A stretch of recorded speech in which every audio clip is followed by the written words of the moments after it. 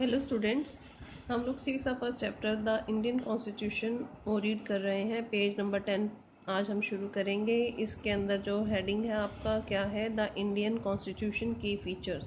जो Indian constitution है उसकी मेन खूबियाँ क्या है, उसके की फीचर्स क्या है। ठीक है, तो अब यहाँ पर क्या बात की जा रही है। By the beginning of the 20th century the Indian national movement had been active in the struggle for independence for British rule for several decades। कई डिकेड से डिकेड पहले मैं कई बार आपको बता चुकी हूँ, एक डिकेड 10 years का होता है, तो बहुत सारे जो डिकेड्स थे तक जो इन्होंने स्ट्रगल किया था। कब शुरू किया था स्ट्रगल करना? 20th सेंचुरी की शुरुआत में जो इंडियन नेशनल मूवमेंट है वो शुरू हो चुके थे स्ट्रगल करना। किस चीज़ के लिए? इंडिपेंडेंस के लिए। किससे?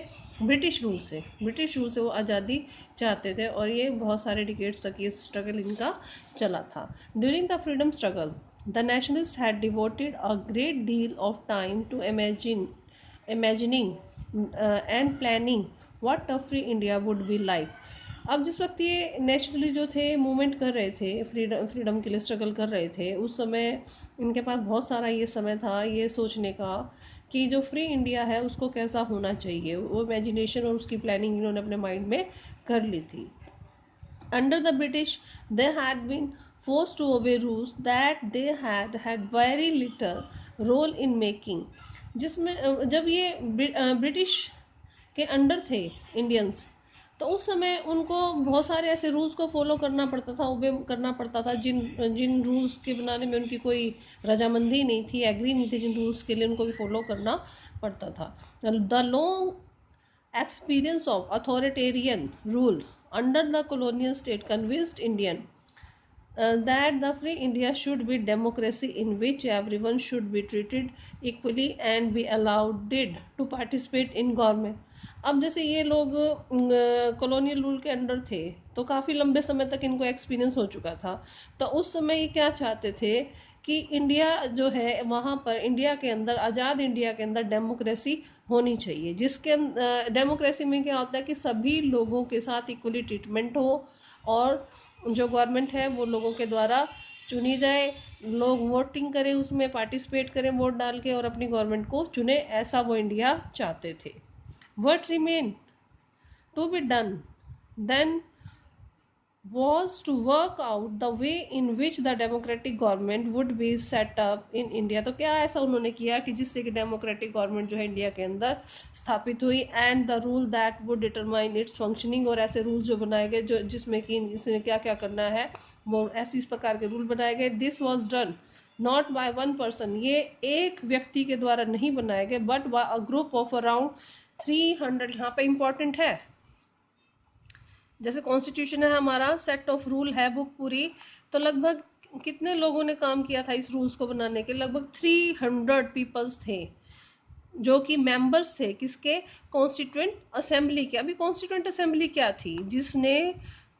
जिस असेंबली ने कॉन्स्टिट्यूशन को लिखा था उसे कहा गया है कॉन्स्टिट्यूएंट असेंबली।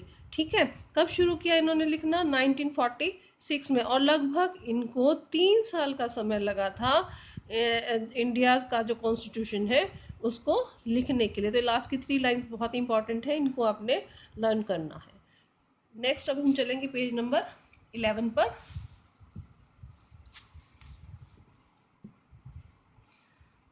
अब यहाँ क्या बताया है?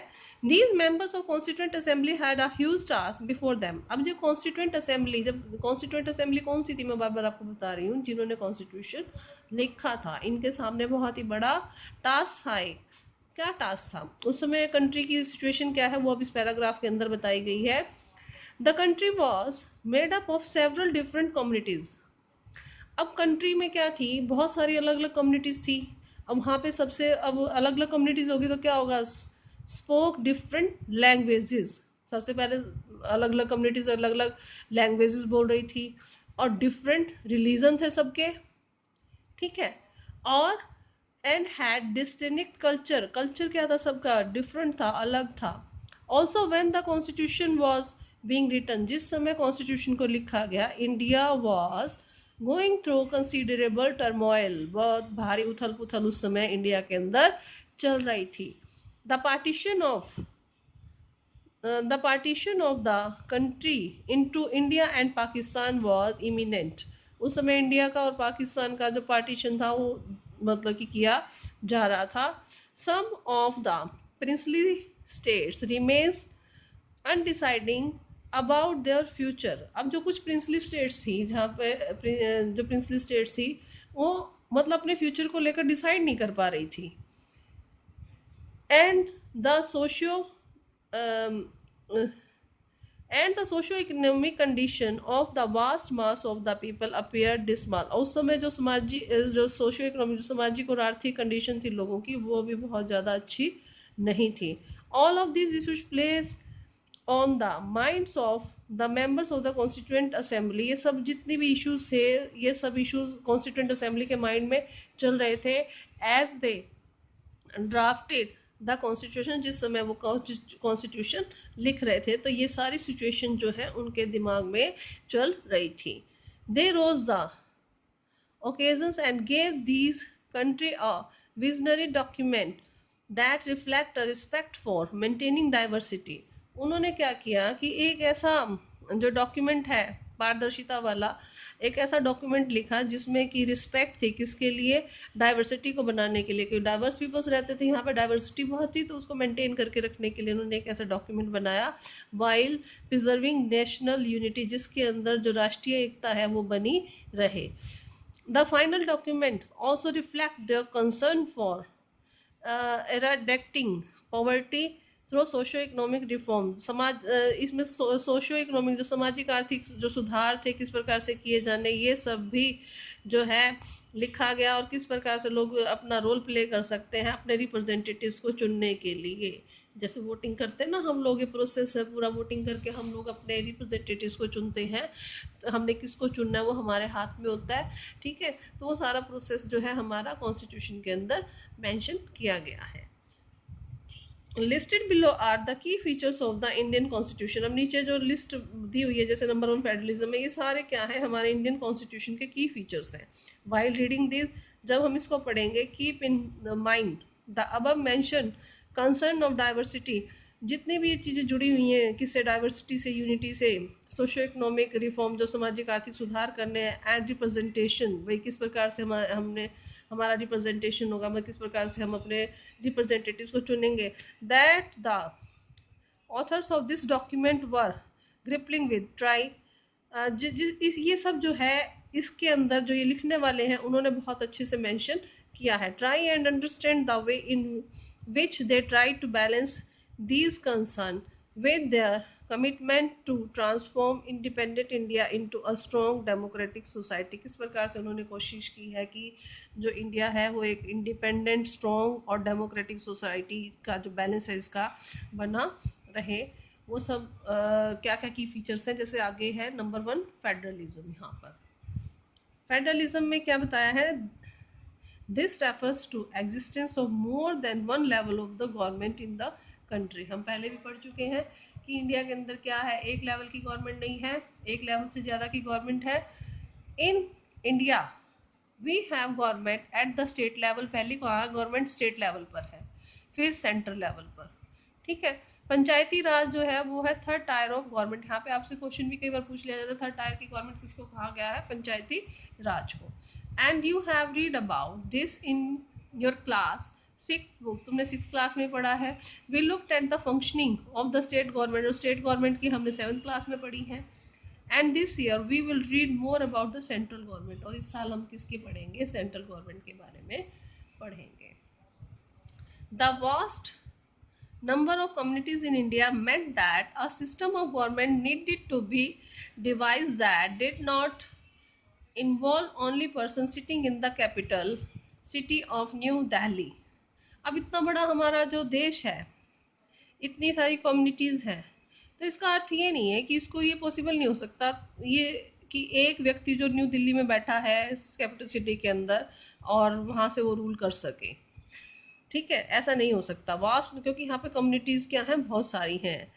ठीक है, तो and making decision for everyone, और सबके लिए वो डिसीजन ले, ऐसा नहीं हो सकता. Instead it was important to have another level of government, यह जरूरी है कि और लेवल भी हों गवर्नमेंट के इन द स्टेट के अंदर, so that division could be made for that particular area. तो इस प्रकार से जो पर्टिकुलर एरिया उसकी डिवीजन की गई। While each state in India enjoy autonomy in exercising power, power के मामले में, पावर को एक्सरसाइज करने के मामले में जो इंडिया की जो स्टेट है, हर स्टेट क्या है, ऑटोनॉमी, मतलब अपनी मर्जी से वो पावर को इस्तेमाल कर सकती है ऑन सर्टेन इशू, कुछ जो सर्टेन इश्यूज हैं उन पर।